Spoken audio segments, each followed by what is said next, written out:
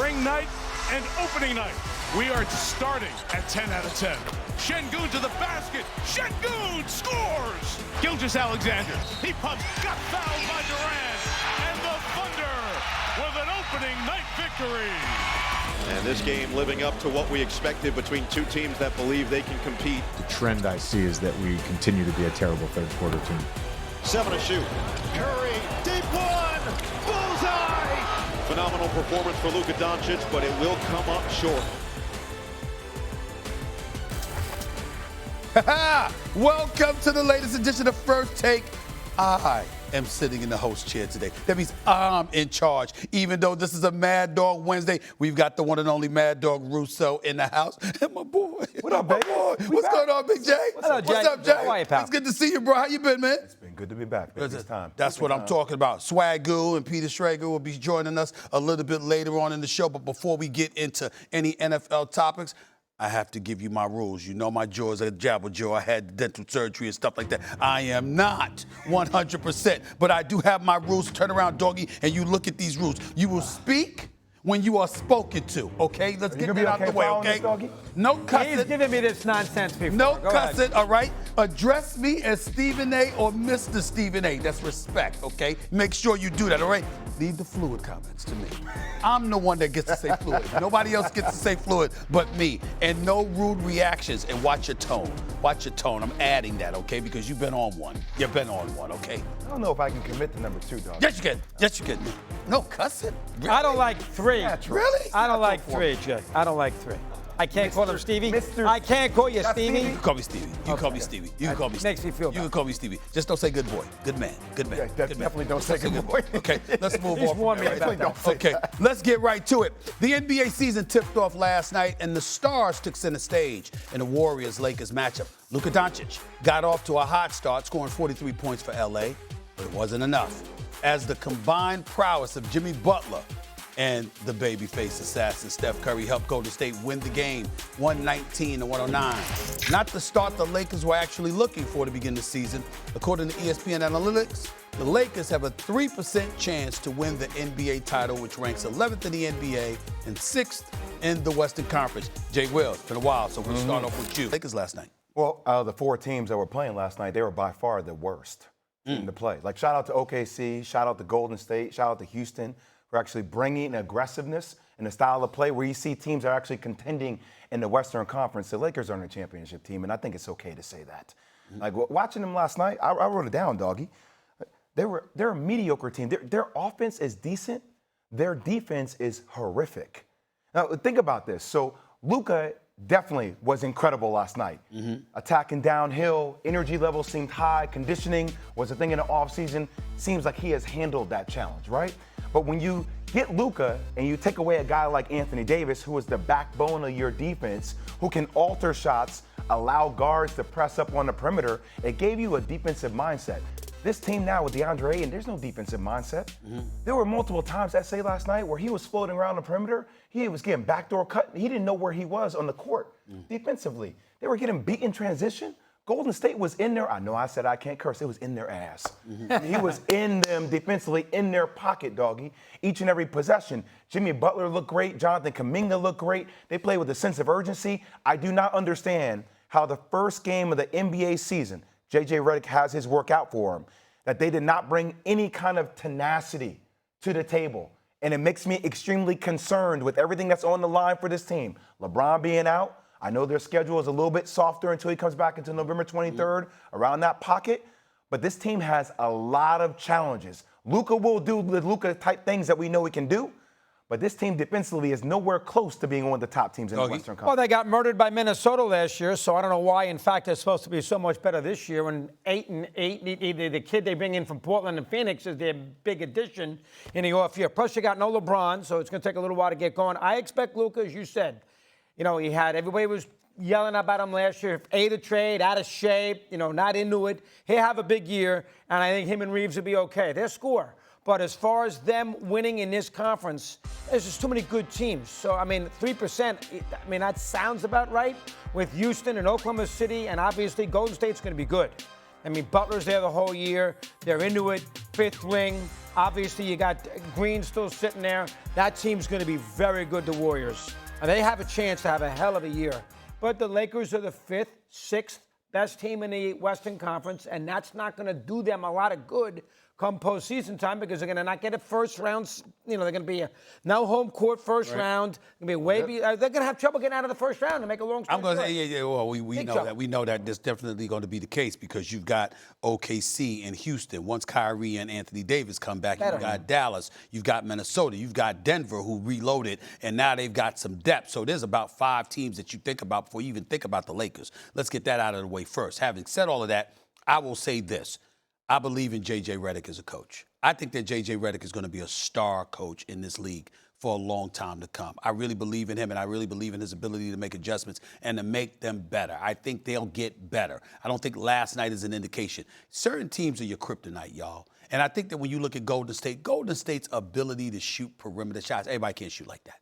Everybody can't shoot like that. And I think that's what you got to remember. Most teams are not going to cause the problems for the Lakers that a Golden State Warriors team will cause. That's how I'm looking at that. I also want to say this. Okay. LeBron with the scatter and all of that. Listen, we all know that this is the most well-conditioned athlete, one of in the history of the NBA. He takes care of himself.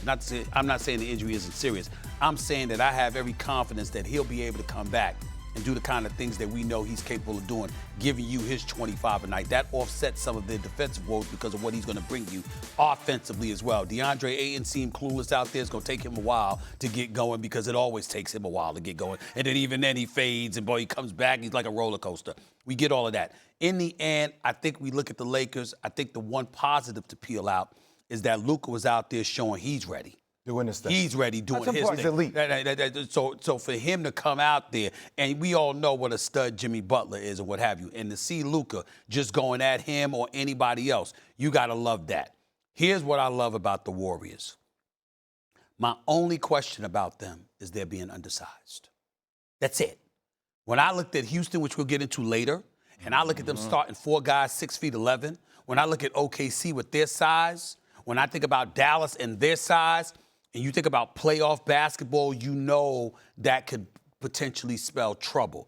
But I like what I'm seeing from the Warriors. And I'm going to say this. As crazy as it is, the man is old and everything like that. Man, I think Al Horford is a tremendous addition for Golden State. And here's why. He's smart.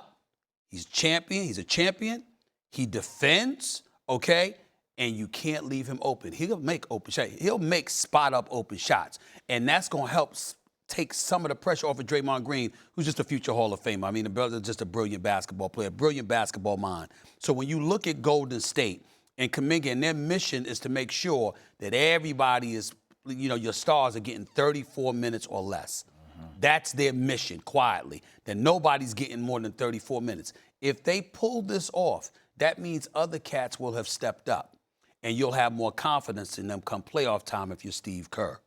And that is what I think is going to bode well for the Golden State Warriors. I think the Lakers simply lost to a better team last night, a team that's tailor-made, that they're tailor-made for. And I think that's what you're seeing more than anything else because most teams can't do what the Golden State Warriors can do. But that's a little bit of the issue with the Lakers, though, S.A., is that they have a lot of bad matchups. And, you said Austin Reeves is going to be fine. I don't know about that when Austin Reeves gets pressured by guards that get up in his pocket and make him uncomfortable. He doesn't respond typically well to that. My biggest thing is LeBron is incredible at this stage of his career.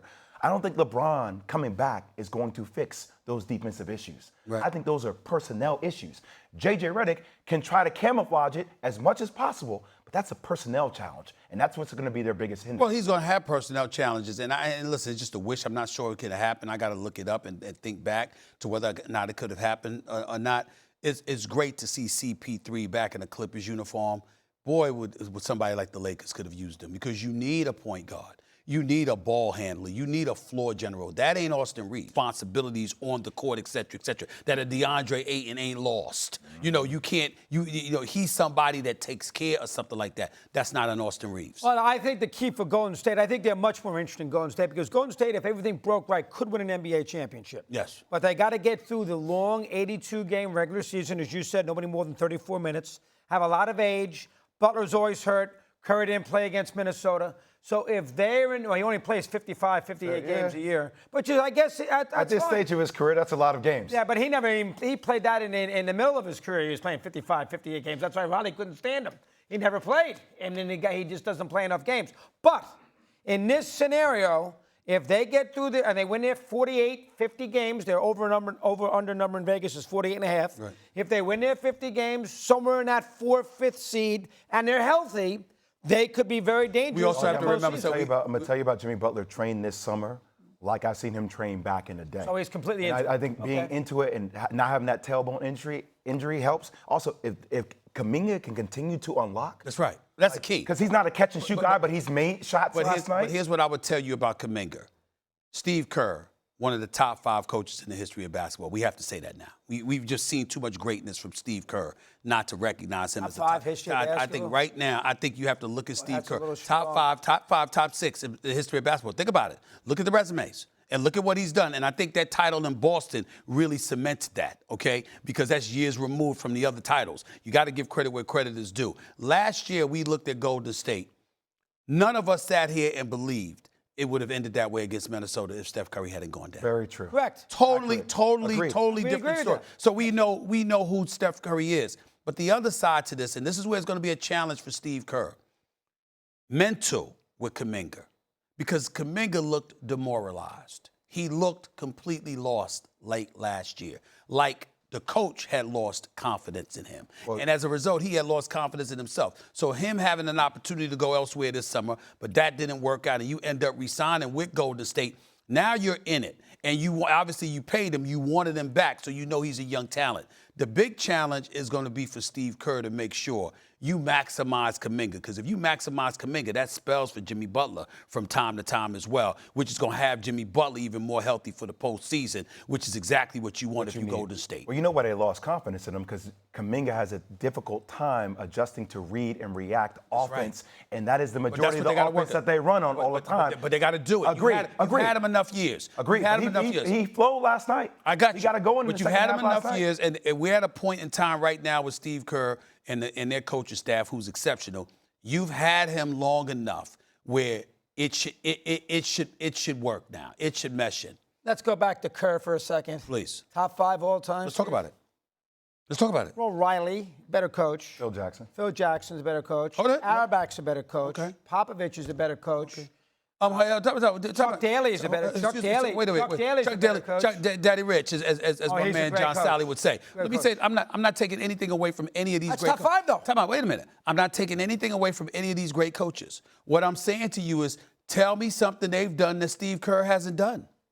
What has Steve Kerr not done? Steve Kerr's got 4 chips. The man has been 7 or 8 finals. Won with 2 different teams. Excuse He me. didn't win with 2 different teams. Phil Jackson had Jordan, Pippen, and Rodman. He had Kobe. I'm just saying. I'm just saying. When you talk about what they had, okay. Listen. You had Phil Jackson with who he had. Okay. Pat Riley. He had Showtime. Okay. And then he won the 1 title with D Wade and Shaq and those boys, okay? He did a great job. He did a great job. No, a phenomenal job. We're talking championships. Okay, we talk about, all right, you brought up Chuck Daly. He had back-to-back titles. You understand what I'm saying? But Jordan made him miserable a few times along the way. But you had Isaiah and Dumas and Lambert and all of these boys. I'm just saying to you. No, he's wrong. Listen. How about Dr. Jack Ramsey? Where are you going to put him in the mix? I'm not putting him top 5. Oh, yes, you are. Excuse With me. all the people that Doc Ramsey influenced in the Influence is different than Hold on, we're not. Stop. Don't change it. That's part of it. Don't change it into a conversation where we're trying to disrespect anybody. We're not doing that. I'm just saying we talk about top 5. Dr. Jack Ramsey was up. He won the title down 2-0 to Philadelphia. Came back with Bill Walton and the crew and beat him. But that was the lone title. You understand? Come on now. Be careful. Come on now. It's okay. So we're only basing this on the championships. That's the only reason. I'm just saying. Steve Kerr is in the discussion as a top 5 coach in the history of basketball. To the best of us, doggy. In the history of basketball. You got to take that L, baby.